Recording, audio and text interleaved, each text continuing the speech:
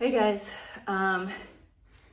hopefully this will be the first of many little mobility dynamic warm-up videos that I'm gonna try to make time to create for you all. These videos aren't gonna be fancy, and your mobility routine doesn't need to be either. It can be quick and it can be very simple, like 2 different moves, as long as it is consistent. That's what's going to keep you moving long term, in a full range of motion, and pain-free.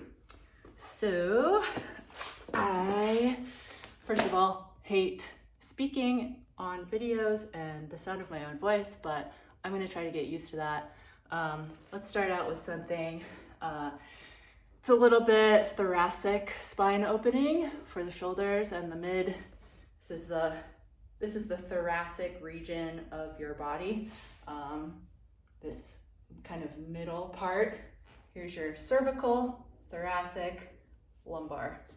So we'll start out in a quadruped. Quadruped means on your hands and knees. And we're gonna first take our right arm, our right hand, and this is called threading the needle. I put the edge of my hand, the karate chop edge of my hand, onto the ground and use that to guide and slide my way through. And then bending at the opposite elbow. Hello, can do a little peekaboo. Maybe you can even look up at the ceiling behind you. That'll give you even more of a little stretch through the thoracic spine there. And then we're gonna come back to center, tuck our toes in, and move up into a downward dog. Maybe do a little pedal of the feet, give you a nice stretch through the lumbar spine, get some oxygen flowing to the lumbar spine. Oxygen and blood flow is truly what keeps us out of pain, keeps our tissues healthy. Back down to the knees. Opposite hand, take that karate chop edge and slide through into a twist. Maybe you look at the ceiling. Maybe you don't yet. Maybe you come here. That's okay too. Eventually work your way through so you're spilling your other armpit / looking at the ceiling. And back in and up into a downward dog. I love the little foot pedal, back down. And you can even speed this up if you want more of a dynamic kind of flow to this routine.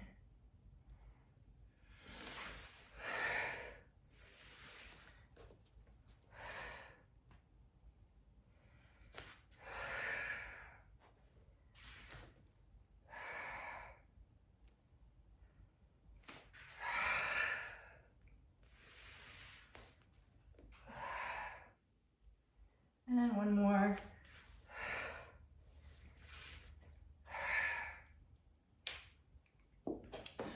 Okay, that should start to feel really good. Do it as long as you like. If you only have 5 minutes to do a warm-up, do that for 2.5, and then do another one. This one, since we did a thoracic low back, we'll focus this one on hips. I know a lot of you guys are cyclists, a lot of you are runners, CrossFitters. It's important to mobilize the important parts of the body that you're going to be using when you do the thing, the main event of your workout. So this one, I'm very limited in the hips, so hopefully that will make you guys feel good when you're doing this one, because you can probably move a lot more fluidly than I can, but I'll give you an idea of what this looks like. So this kind of wakes up the core too, which I know some of you will enjoy. We're gonna start in a plank position. We can incorporate that down dog again if you really like that. If your low back likes that, you get a little extra core engagement that way too. It's also a nice way to start the momentum of kicking your foot forward for this hip mobility stretch. So down dog if we're doing that. Otherwise, start in a plank. I'll start in a plank first. We're gonna take our left foot and step all the way to the outside of that front left hand with the left foot. Right hand is gonna stay planted. And when I say planted, I mean take all 5 fingers and push your weight out into those fingers. Like the tips of your fingers should look like they're getting white because of how much effort you're exerting through the tips of the fingers. Your wrist, your palm should not be carrying the load of your body. All right, and then take that same left hand, rotate through the torso and up into a, I don't know what this is, but in yoga it's similar to a runner's lunge, and then opening up to the side. And then we'll go back into that plank and over to the right side. Right foot all the way up by that right hand. Then you're gonna take the right hand and rotate up to the sky and back down. If you wanna do this with the down dog variation, start in down dog. You can even kick that left leg up and up into the lunge. Open up to the side and back down. More of a flow to keep it dynamic for you guys who really love to breathe hard.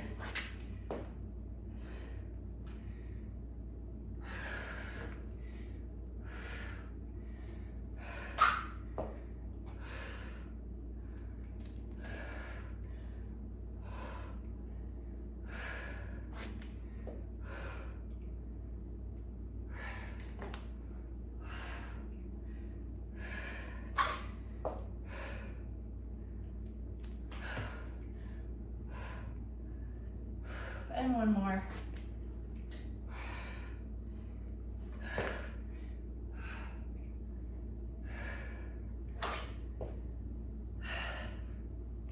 Back to the knees. And that's it for today. Try doing that